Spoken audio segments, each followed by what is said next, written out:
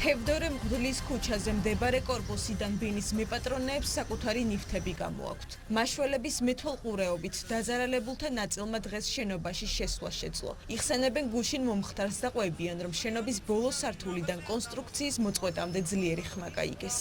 ძალიან დიდი გრუპონის ხმა იყო და თავიდან ესეთი ტალღები იყო, რაღაც თითქოს მიწისძვრა იყო და მე ეს გრუპონის ხმა ისხოდა და ძალიან შეგოშინდა და უცბად გამოვიქვეცი სახლიდან.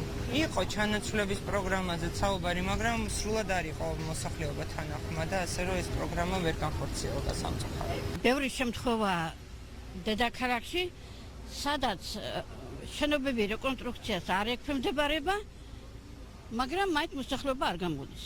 მოსახლეობას არ ვიცი რატომ მიყავთ ხალხი ამ დღეში. ცოდვა რა ის ოჯახი ახლა ვინც ასეთი ტრაგედია მიიღო. 94 ადამიანი არის 10 სასტუმროში გადანაწილებული და აქტიურად კომუნიკაცია გვაქვს როგორც გამგეობის თანამშრომლებს, ისე მაჟორიტარის წარმომადგენლობით ორგანოს მოქალაქეებთან საჭიროებიდან გამომდინარე მაქსიმალურად ვცდილობთ ყველა ის დახმარება აღმოუჩინოთ, რაც სჭირდებათ ამ ადამიანებს პირველ ეტაპზე. სადგურის მოედნის მიმდებარე ტერიტორიაზე, რომელიც გუშინ ტრაგედიის ეპიცენტრად იქცა, დღეს მთელი დღის განმავლობაში შინაგან საქმეთა სამინისტროს თანამშრომლები მუშაობდნენ. შეიქმნა შესაბამისი განრიგიც, რომლის მიხედვითაც ადგილობრივები საკუთარი ნივთების გამოტანას ბინებიდან ეტაპობრივად შეძლებენ. ამ ეტაპზე სარისკოა მეოთხე და მეხუთე სადარბაზოები, რომლებზეც ჯერ ექსპერტების დასკვნებს ელოდებიან.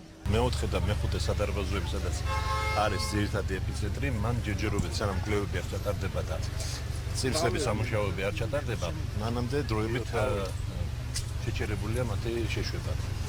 მანამდე მიმდინარეობს დანარჩენ სადარბაზოებში მოსახლეობის შეშვება და მცირე პირადი ნივთების გამოტანა მიმდინარეობს.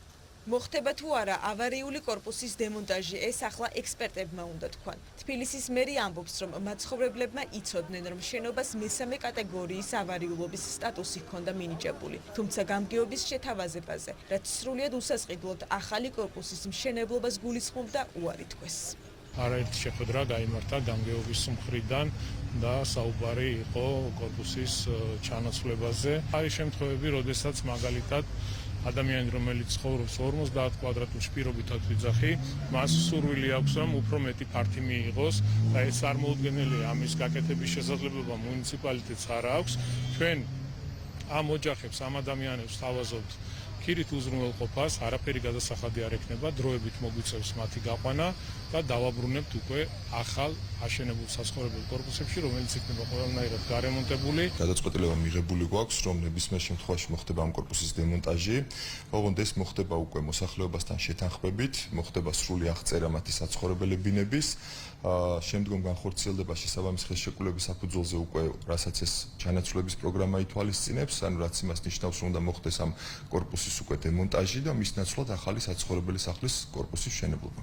სადგურის მოედნის მიმდებარე ტერიტორიაზე კორპუსის პარაპეტის ჩამოსვლის შედეგად 2 ადამიანი გარდაიცვალა. ერთი დაშავებული კლინიკაში გადაიყვანეს. კლინიკის დირექტორის თქმით, 59 წლის ქალის ჯანმრთელობის მდგომარეობა სტაბილურია და მის სიცოცხლეს საფრთხე არ ემუქრება. მას აქვს თხემიზვლის მოტეხილობა, ასევე კისრის მეორე მალის ხაზოვანი მოტეხილობა. პაციენტი იმყოფება ნეიროქირურგის მეთვალყურეობის ქვეშ, ამჟამად ოპერაციულ მკურნალობას არ საჭიროებს. გადაყვანილია რეანიმაციულ განყოფილებაში, მიმდინარეობს ინტენსიური მეთვალყურეობა და მოვლა.